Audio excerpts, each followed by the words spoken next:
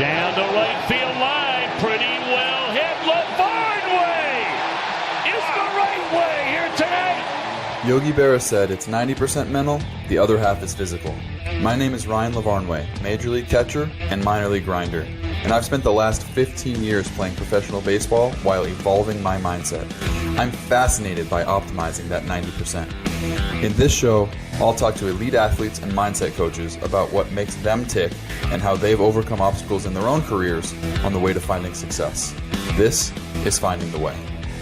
Hey guys, I'm Ryan LaVarnway, and thank you for joining us on Finding the Way. Today, I am so excited to have my guest, Dr. Jonathan Fader. He has used performance coaching to help pro athletes, firefighters, highwire walkers, and everyday people be better at everything.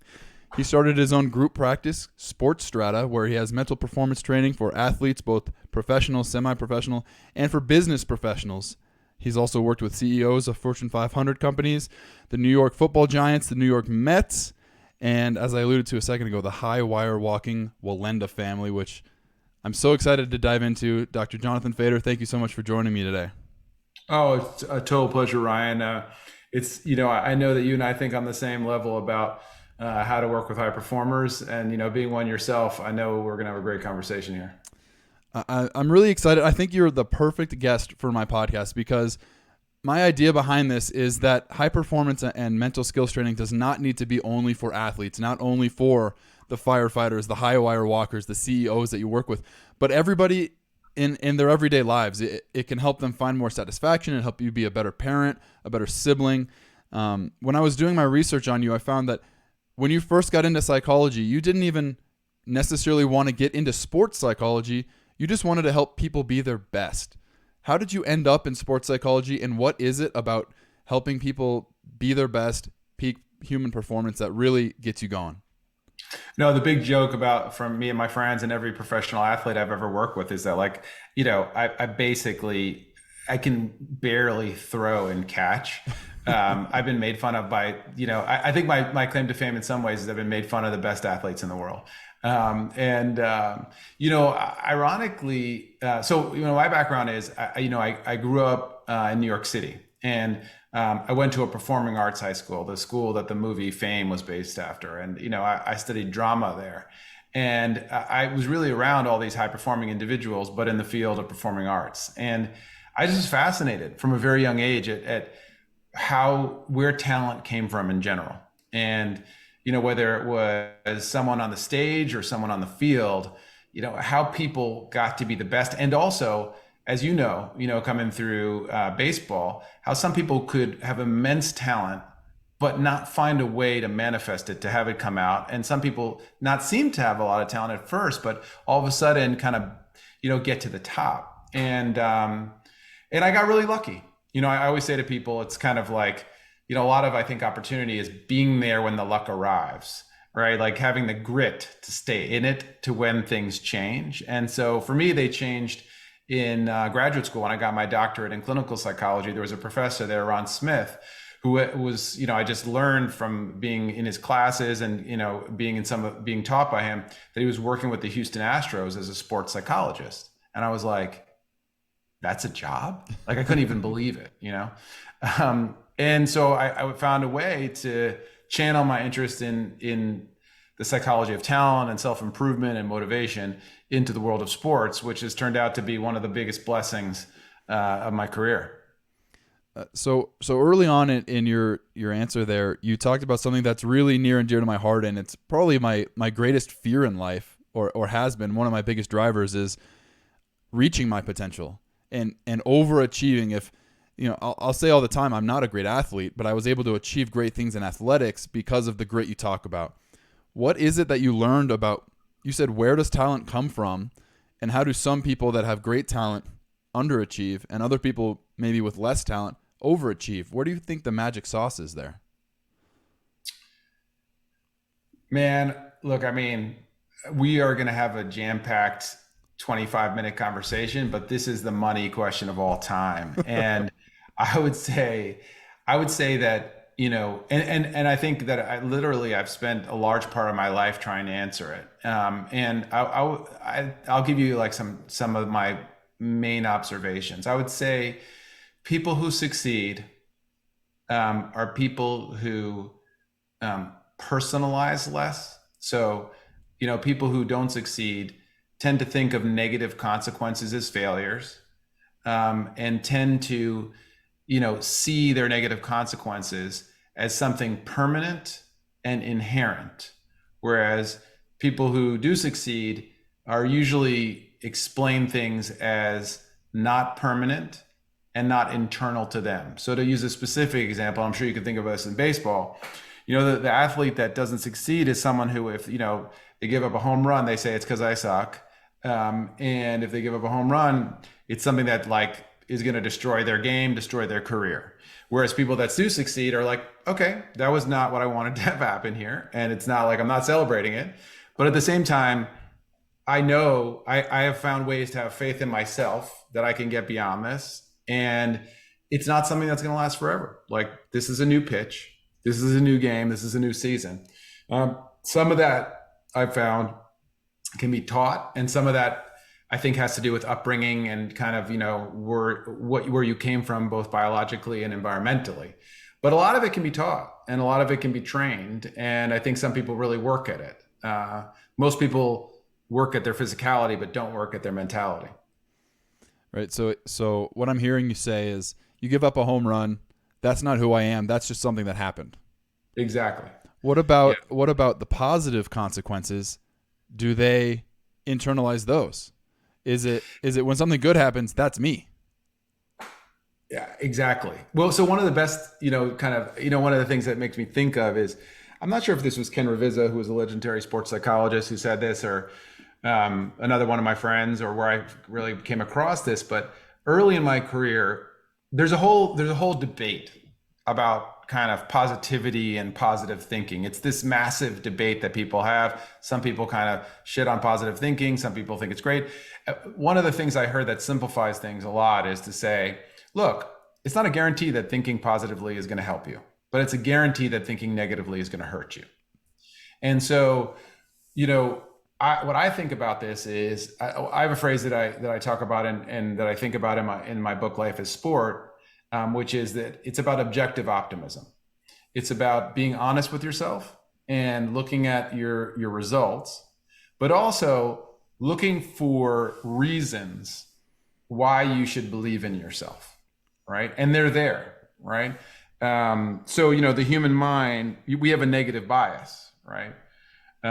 We are built as humans to notice what is wrong. It's evolutionarily necessary to do that, right? So we need to notice where the threats are, right? So we have to train ourselves out of that, and train ourselves to balance towards also letting in positive data, in a non-BS way, right? So fact-based. You can't lie to yourself. Your brain won't accept that. But, training yourself to observe the things that are proof that you're good enough, that you can do it.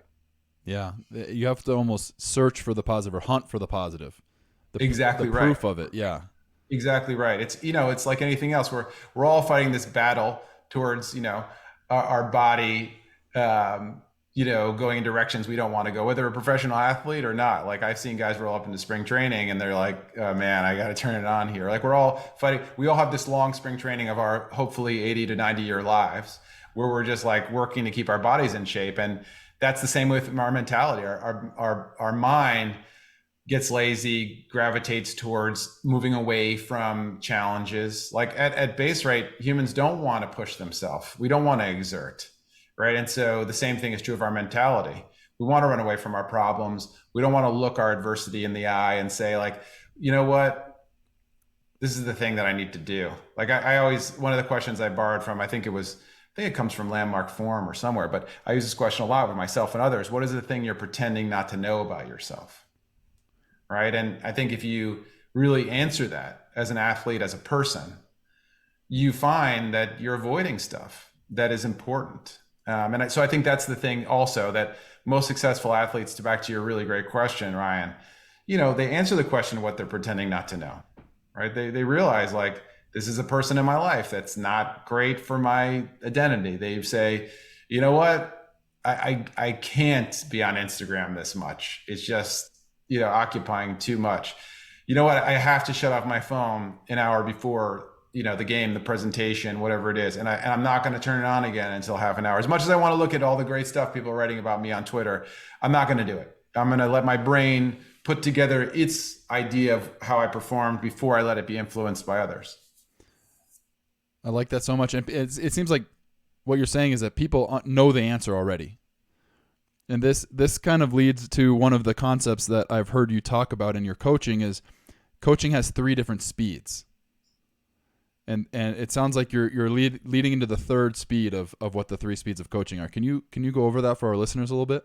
Yeah, I mean, so I've had the privilege of, seeing people coach in the NFL and MLB. I've seen people coach in hedge funds. I've seen people coach in firefighting and first responding and in medical settings where a lot's on the line. And, I would say that it used to be that the conception was like there were kind of 2 kinds of coaching styles: players coach or kind of authoritarian, right? And what I've seen is that the best coaches develop 3 speeds or styles of coaching that they can move back and forth into. And by the way, the same goes for parenting. It's kind of the same dynamic. Parenting is coaching in my mind, right? We think of it, we think of ourselves as having more control, but I know from experience, at least at my set, that sometimes that's not the case. Yeah, I mean, anyway. So there are 3 styles.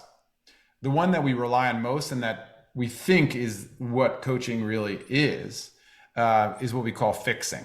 And, fixing is, hey, I'm going to talk to you about your swing, or here's, something about your delivery, or, in other settings like, hey, I'm going to talk to you about how to do math or whatever it is that we're teaching someone. And then that's a big part of coaching because almost always the coach, the parent, the boss has more transactional information. They have more knowledge than the person that they're working with. So it's appropriate. We need to do that. But what a lot of time we miss as coaches, as parents, as bosses, is that there's 2 other speeds that we're neglecting that are very, very, very powerful in terms of helping someone to develop as a human with a particular talent or skill or ability. And those 2 other skills, Ryan, are following. Following is listening well to the person you're talking to, and listening involves also speaking. So it's the ability to really, with your mind, your heart, your soul, be there with the other person and to have accurate empathy, to be able to reflect back the themes and the meanings and the emotions that you're hearing, and to really show the other person that you're getting it. And the point of that is empathy, but it's also that, as we talked about, generally speaking, people have their answers within them. And by doing that, you're going to help them to articulate it. And then the third speed is guiding, which is really asking great questions like you're doing now, and setting people up to talk about the 3 aspects of becoming great, which I would call the what, the how, and the why. What they need to do, why they believe they should do it, and how they think it can be done. We tend to jump into the fixing real too much and tell people those 3 things, but we know from science that it's much more powerful for them to tell us. And I found in my playing career that there was coaches that at different times did the 3 different speeds of coaching.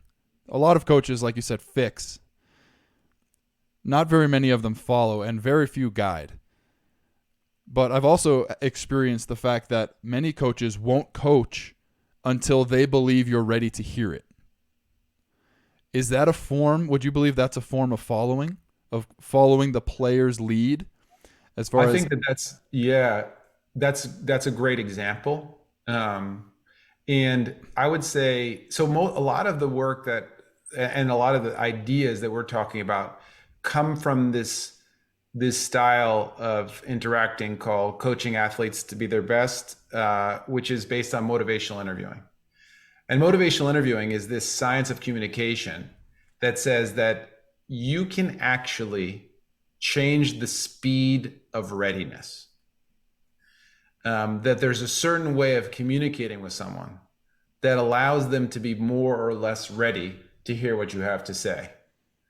I'll tell you just a very brief story about this. I was in the Mets locker room in the clubhouse a long time ago, and an athlete was talking to me about some particular struggle they were having, and I was fixing. I was giving them like basically a blueprint for mental skills coaching. I was saying, all right, we should try some imagery, right? Some mental rehearsal. We should try to have more succinct kind of self-messaging before you get into the playing situation. Kind of going through a mental performance routine with them, and they were listening, they were engaged, but they were sort of. And a veteran who I knew very well because I was with the Mets for 9 years came up to me and said, "Fader, man, people have to know that you care before they care what you know." And I thought he was a genius until I realized that Roosevelt said it later on. But he was a genius because he was speaking to, what you're talking about, right? That people need to be ready. But what I've learned from the application of motivational interviewing is that you can change readiness by the way you talk to someone, by the questions you ask. So I think the better coaches are the ones that say, you know what, this guy, this woman, she's not quite ready. I'm not going to step in with this because it's going to land on deaf ears. And I think an elevation to that is to say, okay, they're not ready yet. How should I be to increase the speed of their readiness? What do I do? What are the questions I can ask them? What are the ways that I can reflect back to affirm them, to point out their strengths that are going to help them to increase the slope of the line, the speed of their readiness? And basically to make sure that they know that you're coaching them for what's best for them, not just what's best for you as the coach or the team, but you care about them. Yeah. And I mean, it's so hard because coaches are playing their own game, right? I mean, as a coach, and you've coached, so I mean, as a coach, your game is to certainly win the game, but also to get the athletes to play to their best ability. So to be able to let go of that, it's like one of the best books I've ever read was this book called Beginner's Mind. It's a kind of a Zen book, and one of the things he says is like to control your cows, give them the biggest pasture you possibly can. And so one of the things that's so hard to do is to let go of control, right? And say like, I don't want to tell these people to do it. I remember one time I walked into a football locker room, and it just said, someone just wrote on the board, "Just effing win." Right. So it's like, I get it, everybody's under this pressure to just get an outcome, but in a powerful way by saying, I'm going to focus on my care of this individual as a person, that actually leads to more opportunities to win. Interesting. I've had the experience where winning teams talk about winning a lot and losing teams don't talk about winning ever. Interesting. But I can also see where my favorite two managers that I've played for are Buck Showalter and Terry Francona. And the two of them, I think the reason that they were my favorite managers was because they took care of the players. How'd they do that? Like, I can give you a very specific example right now. It comes right to the top of my mind. Terry Francona, I played for him in Boston, my first major league call-ups before he moved on. But then I played for him again with the Cleveland. And this was towards the end of my career in Cleveland. This was 2021. And I got called up twice to Cleveland that year. And my conversation with the general manager the day before I ended up getting called up, he was asking me if I was planning to leave the team to go play in the Olympics. And I asked a probing question of, do you have a plan to call me up in the meantime that I would be gone? Right? Like, if you're going to call me up to the big leagues, I'll stay. If not, I'm going to go play in the Olympics. I think that's a great opportunity that I don't want to miss. And he said, you know what? You're an insurance policy, and I'm paraphrasing. We don't have plans to call you up. We would need to if someone got hurt, but we'd probably be immediately looking for your replacement for an upgrade. So you might get called up for a day or 3, but it won't be for very long. So I was like, okay, cool. I'm going to go to the Olympics. Turns out later that day, a catcher got hurt and they needed me to call me up. So I know the guy that's making the decision doesn't necessarily want me there. But when I arrived, Terry Francona went out of his way to say, we took a group vote as coaches. There was 8 of us in the group. The GM asked if we wanted to trade for a former All-Star or to call you up, and the coaches voted 8-0 to call you up instead of trading for an All-Star. So here I was feeling like maybe I'm not being valued and I'm not wanted there. And Terry Francona, as soon as I walked in the door, made me feel welcome, made me feel wanted, and made me feel valued. And I would run through a wall for that man. Such a great example. I mean, it's really powerful. What did you feel during that conversation and afterwards? Well, I understood immediately that he didn't need to tell me that he told me that for my benefit. And I appreciated it because it really changed the way I felt about my place and my value on the team. Whereas he didn't need to talk about winning. I was going to do everything in my power to win for him anyway. And that's what I hear you saying is you don't need to talk about what you want. You take care of your people, you value people, and they'll work for you. What was your understanding of why they chose to do that? Like what was that unanimous? I mean, because they didn't vote 7-1. It was a shutout, the complete shutout. Also, we should figure out who the All-Star is. You should get him on the show. I do. I know who it was. Okay. They traded for him later after I did go to the Olympics, and someone else got hurt. But it was just such a powerful moment and a conversation I'll never forget because I knew in the moment that he didn't have to tell me that behind doors vote that happened. Yeah. So why do you have a sense, or what's your sense of why they voted that way? I don't know. It about you or about? I think it had to do with the person that I bring in the clubhouse, and less so with my playing ability on the field. What did they tell you about that, or what did he say about that? I had been in AAA. I had been a good leader for the young players. I had been, a positive voice in the clubhouse, win or lose. I think those were the things that had them bring me in versus a personality that they didn't know with a better playing resume. Yeah, I mean, so for me, I think what Terry did there is actually very consistent with this kind of motivational interviewing approach and guiding, right? Is that, to your point, he could have just been like, welcome to the club. We got a lot so of happy to have you. So happy to have you. And that's what the traditional thing would be, or nothing, right? At all, right, which exactly. often happens. 0 being like, good luck, right? Like that kind of thing, pat on the back, right? But I think what he did there was to really make you feel a sense of self-efficacy and confidence, right? It wasn't now about, of course, you're going to do your best to win. But now you're going out there with the sense that you're valued for yourself as a person. And it allows you to whatever level of energy, talent that you have at that particular point in your career is just more likely to come out. Yeah. More likely to manifest. Exactly. And I played great for him. I played great for him every time I played for him. One thing I want to get into for you as a leader within your own organization, SportStrata, but also when you're coaching, is you talk about at the end of the day, it's not about what you know, what you say. It's all about what you do. And within SportStrata, your organization, you practice what you preach. What do you do in your organization that you find very valuable that helps people get the most out of themselves? I know you have a mindfulness practice. You have a gifts and games practice that you do every other week. You have a quarterly retreats. What are the things that help build culture and build individuals within your organization? I mean, I think the first thing that I think about is, my understanding about leadership. Having coached a lot of leaders in business now and worked with a lot of high-level coaches, is that there are two kind of leaders. One is a leader that's transactional. That leader is someone who is just getting stuff done. They're effective, right? But they're just focused on getting stuff done. It's the version of like, welcome to the club, let's get it done, right? And they focus on tasks, outcomes, things like that. And then there's transformational leadership. Transformational leadership is being genuinely interested in the people you have on the team. And I'd say more than anything else, that's the thing I work on the most. So yeah, we have a mindfulness group. We have, I think we just did like a few months back, a SportStrata kind of group meeting where we do these quarterly meetings where we practice what we preach, all the stuff we do with youth athletes and college athletes. We do the same exercises that we run with college programs. We do them ourselves.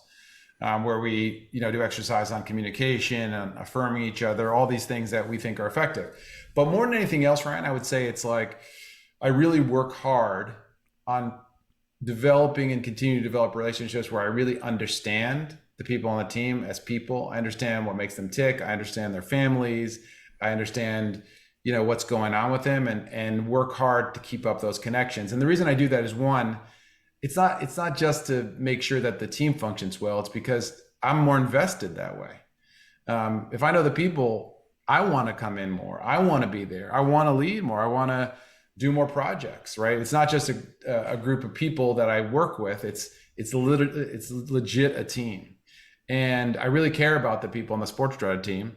And I know they know me, and I know their families, they know my family. And so I really have a deeper connection to the work. So if I'm out with a football team and I look to the left and to the right, and there are two people on the team, these are like very vivid people to me. They're my teammates. And I think that that's what's strong in many teams, is that, you really get to know. We just did a workshop with a corporation. One of the research studies that we shared, which was really powerful, was they did this project in a company, and they all they did was they said, we're going to mandate that everybody goes out to lunch with someone they don't know every week.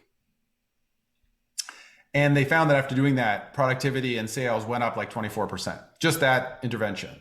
And so, if you think about that, I feel, and you probably have examples of this, teams where the players like really know each other.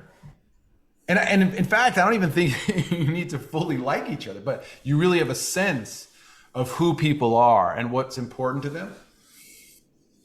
That's huge. And so that's really what I work on for the most part, is creating opportunities to do that. And, to the best of my ability, open meetings with that, right? Just where people are talking a little bit, and it's not just like we just go right into it. And I think teams that have been able to do that. I remember Kevin Long, the hitting coach of the Mets, used to do this thing where he would play like a game during batting practice. And everybody would get into this game where it was just like, you get certain points for hitting it to different parts of the field. And all of a sudden, that environment, it could have just been BP, but he was creating this way of people like interacting and talking. So it doesn't even have to be like, let's sit around and talk about our dreams and hopes and desires. It's just changing it so it's not just the routine thing where we're just going through the activities, to make it interactive, to connect, to get to know each other more, and to have fun. Yeah, that's so powerful. I've been on teams that did the turn something mundane into a game, and the competitive nature of us players just really took over, and competing in practice led to better competing in the games because we had made practice more purposeful. We had raised our level of focus in practice, and we had more camaraderie because we were teammates that were competing on the same side, but we also could kind of compete against each other in these other games. So I can definitely see what you're saying there.